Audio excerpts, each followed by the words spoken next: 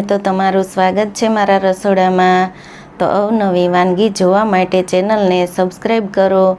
જો મારો વિડીયો ગમે તો વિડીયોને લાઈક કરો, શેર કરો, કમેન્ટ કરો। બાજુમાં રહેલ બેલ આઇકનને દબાવો તેથી નોટિફિકેશન તમને રોજ મળતું રહે।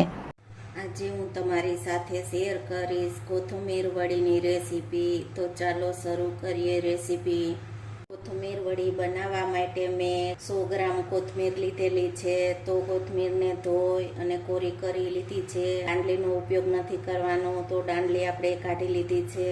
કોથમીરનું કટિંગ કરી લીધું છે। આપણે લોટને બાંધી લેશું। તીખાસ માટે મેં 1 નંગ લીલું મરચું લીધેલું છે, 1 ઇંચ આદુનો ટુકડો। તો તેને આપણે અધકચરા ખાંડી અને ક્રશ કરી લેશું। 9 થી 10 કળી લસણની લીધેલી છે। જો તમે લસણ ન ખાતા હોય તો સ્કીપ કરી શકો છો। 1 ચમચી જીરું એડ કરશું। તો આ બધું આપણે અધકચરું ખાંડી અને ક્રશ કરી લેશું।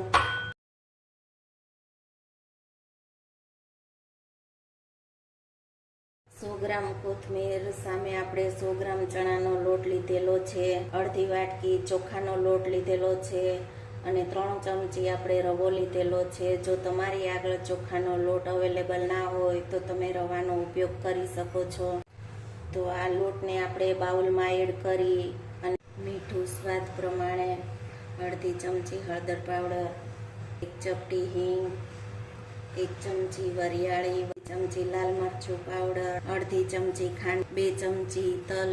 પહેલા આ બધું આપણે સારી રીતે મિક્સ કરી લેશું। આદુ મરચું લસણની પેસ્ટ, તો તીખાસ તમે તમારા ટેસ્ટ પ્રમાણે લઈ શકો છો। તો આપણે કોથમીરને એડ કરી દેશું। 100 ગ્રામ કોથમીર અને 100 ગ્રામ ચણાનો લોટ લીધેલો છે, એ આપણે અડધા લીંબુનો રસનો ઉપયોગ કરશું। તો લોટ તૈયાર કરવામાં આપણે આને મિક્સ કરી લેશું। જેમ આપણે પાણીની જરૂર પડશે એ રીતે આપણે પાણીને એડ કરતા જાશું। તો લોટ આપણો સરસ એવો બંધાઈ ગયો છે। તો લોટ બાંધવામાં આપણે આ અડધી વાટકી પાણીનો ઉપયોગ કરેલો છે। સરસ એવો લોટ આપણો તૈયાર થઈ ગયો છે। તો આ લોટને કઠણાઈ નહીં અને ઢીલોય નહીં, આ લોટને આપણે મીડિયમ રાખવાનો છે। થોડું તેલ એડ કરી અને લોટને તેલવાળો કરી લેશું।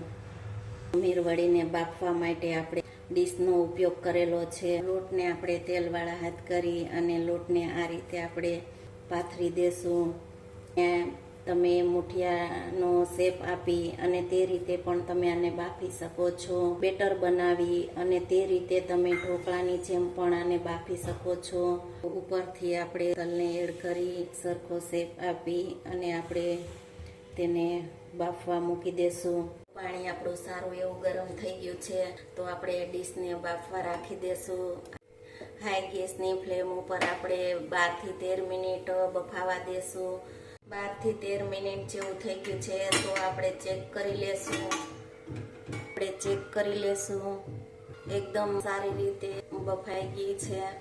વડી બફાઈ અને તૈયાર થઈ ગઈ છે। 5 મિનિટ આપણે તેને ઠંડી થવા દેશું। પછી વડી ઠંડી થઈ ગઈ છે, આપણે કટિંગ કરી લેશું।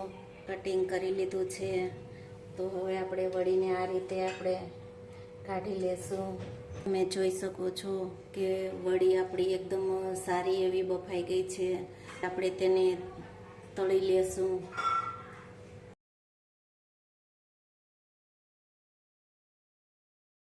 હાઈ ફ્લેમ ઉપર આપણે તળી લેશું।